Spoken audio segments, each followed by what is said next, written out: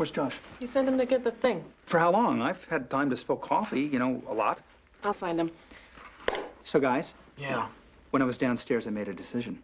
I'm going to register with the Republican Party, and I'll tell you why, if you're curious. It's because they're a freedom-loving people. We also like beef.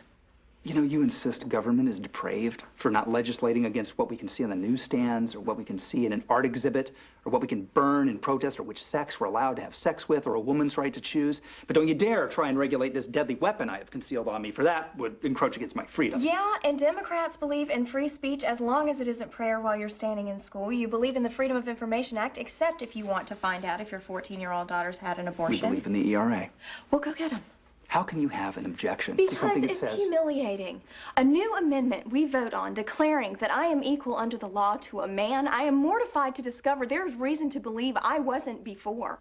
I am a citizen of this country. I am not a special subset in need of your protection. I do not have to have my rights handed down to me by a bunch of old white men.